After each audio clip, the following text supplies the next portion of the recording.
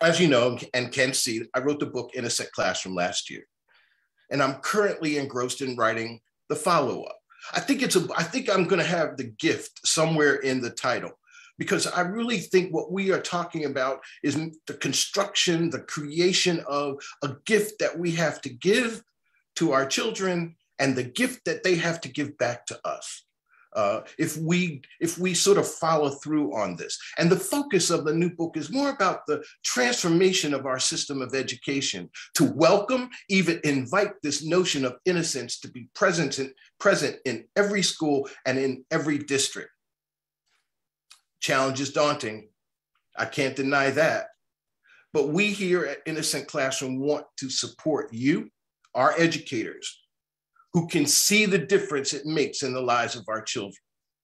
So some of what I have to say does come from the work that I'm doing right now.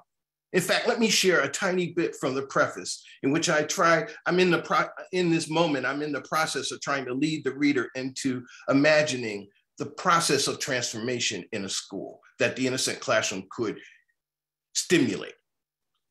School is a place that, this is quote, school is a place that tests you. No matter who you are, in the end, you will either be enthralled or you will probably find yourself counting days, like so many others in so many other professions. But this school is being recreated just for you. This school asks for your commitment in exchange for the gifts it will give you. When your good is engaged, where your good is engaged, where you have a unique opportunity to change everything, this school is being remade for you while you're here working. Question, what do you mean by remade? Answer, you still have to do the things you know must be done, assignments, projects, grading, things like that. You still have to be you.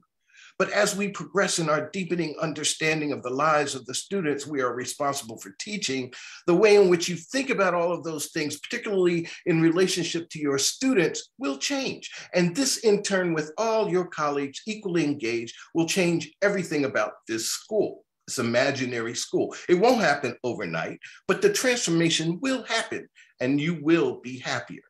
This school engages its educators, its staff, and its students in a way that underscores and values their humanness.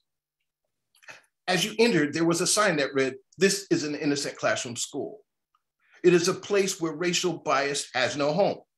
Not that it can't be present, that's much too much to ask for, but that it is not welcome. And bias is identified when it's present. Mostly its absence is because the educators in the building, like you, have rejected it because it makes it so much harder to know the students. And knowing students really well beyond the surface behaviors you have to deal with is essential in an Innocent Classroom school. The relationships that form between educators and children is precisely what sets the air. It's a place where children feel that the adults, individually and as a group, instinctively have taken the time to understand them and their lives well enough so that a child could trust them, and where that trust is reciprocated. So that's the flavor. That's the flavor of the beginning of this book. This year, similar and yet different from last year, continues to be challenging. Matt has remarked on this.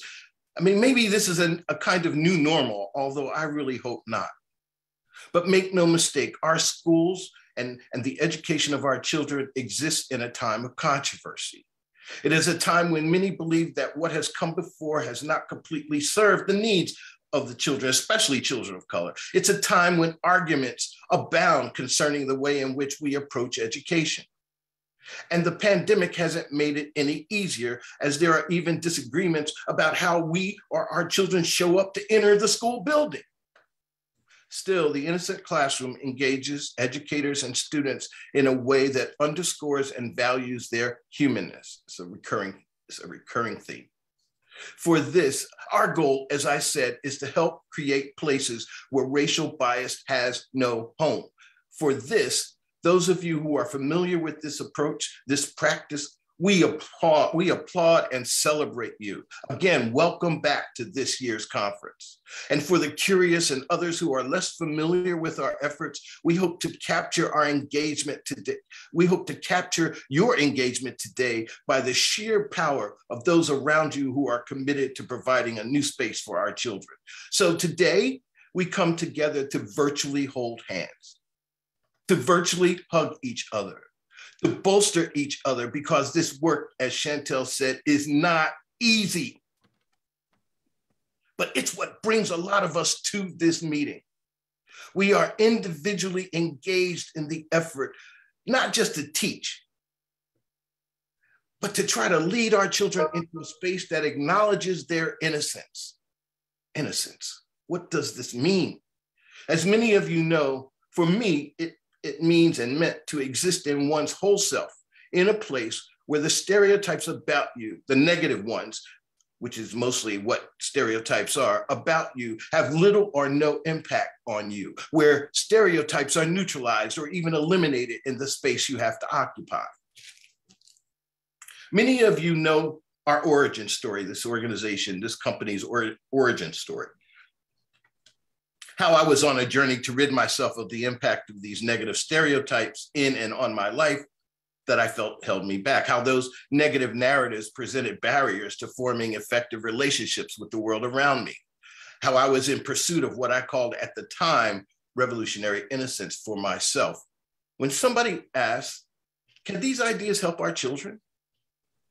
That question changed my life and the lives of at least 10,000 teachers and educators and bus drivers and cafeteria workers and nurses and paraprofessionals across this country so far.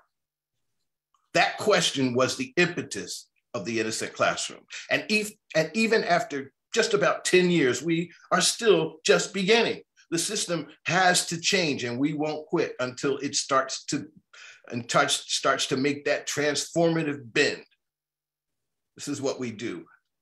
Now, we all give gifts all the time. We make or buy stuff and we present it to people we care about, we love. But the gift of innocence to a child of color, to a Black, brown, or indigenous child, maybe even an anonymous child, in this moment of our society is a revolutionary act.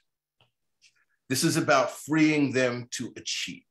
So I invite you to join with me, with us, in this meditation of healing, of belief, even an optimism that is generated by you, fueled by you, backed by the effort and the love you have for our children. And together we hold forth the truth as clear as we can see. Our children are truly bright, shiny things that must be polished, must be cared for, nourished, must be helped to see who they are and who they can be. And in this world of calamity and misspoken harshness, we work to make it better. And as we do this, we make our own lives better, even in a time like now when you are not seen, when your struggle includes the need for courage, when there are perhaps more unknowns than ever before. And maybe there are more now because we know so much more than we ever have in the past. We're letting go of things. We're throwing things away. I mean, I can't get over sometimes the number of statues that have fallen, the number of building names that have changed. And it's just the scratching of the surface. We know a lot more now than we ever did. But you work the long days, are haunted by the faces that disappear as the sun goes down and show up with as much sparkle as they can naturally muster in the mornings. You think about them. Try to know them. Want your colleagues to know them. Want the system you work in to want you to know them. You want the system you work in to want you to know them, and you want the system you work in to mirror your intuition, your compassion. So we strive to construct order and structure made from understanding and compassion. We know now the damage a system can wage on a young, brown, Black, or indigenous child if it does not love them. when the general narratives are not capable of seeing their brilliance, won't differentiate among them to see those who have had hope prematurely taken from them and those who seek to feel whole. And that's where you come in. You are there. This is the work you do, been doing. For many of you, this is the innocent classroom. Yes, we call it a classroom, a school, but a classroom that has you as its teacher, aide, paraprofessional, nurse, counselor. A place that mirrors your desire to engage with our children differently.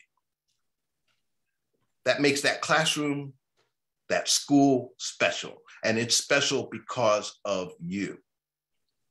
As I said earlier, many of you are already innocent classroom teachers. So you know you are the heart of this meditation. And you are here with others who are curious for all kinds of reasons. But know this, our children deserve you and depend on your persistence to see them as fully fledged human beings who are able to grow under your tutelage. You have the power to lead our children into or back to an innocence that frees them from the bondage of negative stereotypes that have been constructed in this culture about them. This is the gift you give over and over. And for all of this, there is barely a legitimate thank you. I mean, to you. But let me say again, thank you. I want to take